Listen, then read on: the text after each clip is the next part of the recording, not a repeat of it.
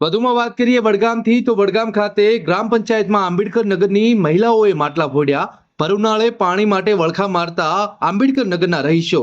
પાણીના પ્રશ્ને આંબેડકર નગરના એક રહીશે સરપંચ સામે ફરિયાદ નોંધાવી। વડગામ ખાતે આંબેડકર નગરમાં ઘણા સમયથી પાણી માટે રહીશો ટળવળી રહ્યા છે અને પાણી માટે લોકો પોતાના ખર્ચે પાણીના ટેન્કર મંગાવી પાણી પી રહ્યા છે।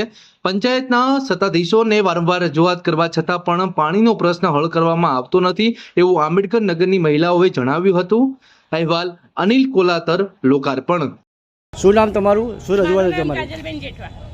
શું હતી રજૂઆત? પાણી આવતું નથી આંબેડકર નગરમાં। આ બધા જ લેડીઝોની રાડો છે। 10 દિવસથી બિલકુલ પાણી ટેન્કરો મંગાવીને લોકો મજૂરી કરતા લોકો ટેન્કરો મંગાવે છે। જેનામાં ટેન્કર મંગાવવાની તાકાત નથી એ લોકો તો બીજા ટેન્કર મંગાવી પાણી પૂરું પાડે છે। રૂપિયાવાળા હોય મંગાવે, ગરીબ શું કરે? ગરીબ બી પાણી નથી આવતું। અત્યારે મેં જોયું છે આ લોકો લારીઓમાં રિક્ષાઓમાં પાણી લઈને આવ્યા છે અને પીવા માટે મિનરલના જગ લઈને આવ્યા છે। તો સરપંચની તમે રજૂઆત કરી? સરપંચ કોઈ સાંભળતું જ નથી। કોઈ